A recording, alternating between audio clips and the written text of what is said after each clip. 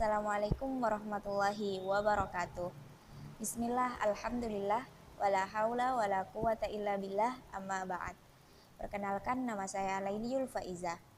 Dalam video kali ini saya akan membahas tentang mendidik anak ala Rasulullah yang bersumber dari buku Teladan Rasul Shallallahu Alaihi Wasallam dalam mendidik anak. Anak adalah buah kehidupan, harapan hidup yang selalu dinanti-nantikan. Mereka bisa menjadi penolong bagi orang tua mereka jika anak-anak tersebut meninggal di usia belia atau usia remaja. Sementara dalam kehidupan ini, di saat mereka sudah dewasa, maka mereka adalah kesenangan dan perhiasan hidup serta manfaat yang sangat besar jika kita mendidik mereka dengan baik. Sudah menjadi kewajiban bahwa orang tua harus bisa mendidik anaknya dengan baik supaya kelak menjadi anak yang solih dan solihah. Oleh karena itu, sebagai orang tua, kita harus membekali diri dengan ilmu. Dengan ilmu, seseorang akan menjadi takut kepada Allah Subhanahu wa Ta'ala.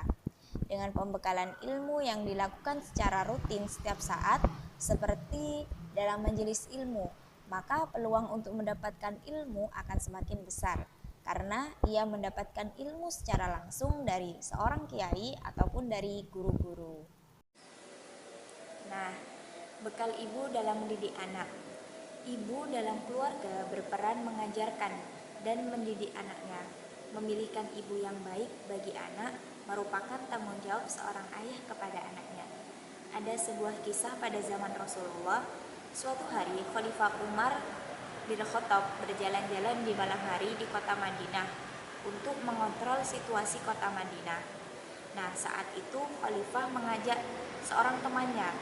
Ketika mereka kecapean, mereka pun beristirahat dan bersandar di sebuah dinding rumah penduduk.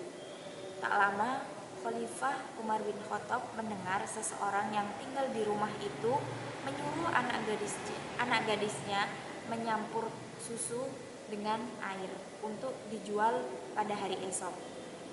Nah, mendengar penuturan si ibu, si anak menolak dan berkata, "Apakah ibu tidak mendengar pesan Khalifah bahwa tidak boleh mencampurkan air dengan susu?"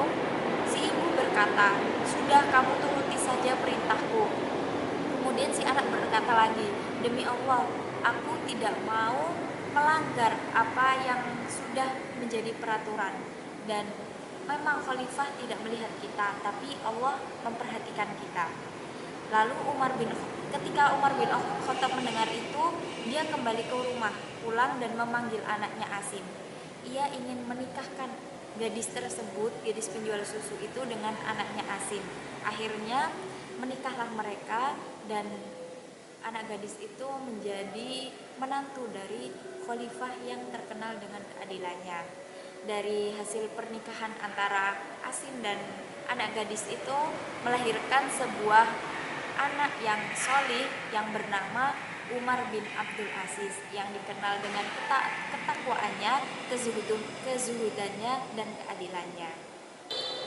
Nah, jika kita ingin mendapatkan anak yang solih-solihah dan menjadi generasi muslim yang taat, maka kitalah sebagai orang tua yang pertama harus menjadi solih-solihah.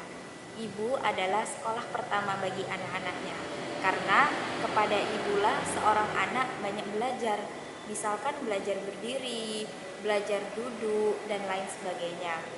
Tidak heran jika ada yang mengatakan bahwa setiap tokoh besar yang berperan penting dalam menaklukkan negeri dan kerajaan musuh, serta memiliki nama yang harum yang selalu disebut-sebut sepanjang masa, selalu dibesarkan dan belajar dari kepribadian seorang ibu yang mulia.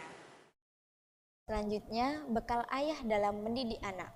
Saat menjadi bapak, sudah pasti dituntut untuk memiliki pengetahuan yang luas tentang apapun, apalagi di zaman yang serba canggih ini. Sebisa mungkin, kita harus bisa mengubah pola pikir bahwasanya orang tua yang berhasil adalah orang tua yang berpendidikan tinggi. Siapa saja yang bisa menjadi orang tua yang berhasil, tidak peduli apapun status sosialnya. Yang terpenting adalah bagaimana kita memberikan yang terbaik untuk anak-anaknya. Untuk menjadi manusia yang berkepribadian seperti Rasulullah Shallallahu Alaihi Wasallam, maka seorang ayah atau suami harus paham agama. Agar bisa paham ilmu agama secara benar, suami atau ayah harus mengkaji ilmu agama secara konsisten hingga akhir hayatnya. Agar manusia itu mendapatkan ilmu agama dengan benar dan baik, caranya dengan berguru kepada orang yang berilmu atau ulama-ulama yang berhati-hati dalam urusan agama. Nah, mengapa sih seorang ayah atau suami harus mendidik anak dan istrinya sesuai syariat? Karena semua yang berada dalam perwalian seorang bapak adalah tanggung jawab dunia dan akhirat. Seorang ayah atau suami memiliki tanggung jawab di dunia dan di akhirat. Di dunia, ayah atau suami wajib memberi nafkah kepada anak istrinya menurut kemampuannya. Dan di akhirat, seorang ayah bertanggung jawab dalam menyelamatkan keluarganya dari siksa neraka. Salah satu tugas suami adalah sebagai pemimpin yang memberikan pendidikan agama kepada istri dan anak-anaknya, meluruskan dari penyimpangan serta mengenalkan mereka kepada kebenaran. Allah berfirman dalam surat Tahrim ayat 6. Bismillahirrahmanirrahim. Ya ayyuhalladzina amanu qu anfusakum wa ahlikum nara waquduhan nas wal hijarah. Wahai orang-orang yang beriman, jagalah diri kalian dan keluarga kalian dari api neraka yang bahan bakarnya adalah manusia dan batu. Nah, menjaga keluarga yang dimaksud dalam ayat ini adalah dengan cara mendidik, mengajari, memerintahkan mereka, dan membantu mereka untuk bertakwa kepada Allah, serta melarang mereka dari bermaksiat kepadanya. Betapa seorang bapak menjadi sangat berharga di mana dia memperjuangkan keluarganya dalam mencari nafkah dan membekali anak-anaknya untuk mencari ilmu, baik dalam keluarga maupun mengantarkannya untuk menempuh pendidikan formal di sekolah.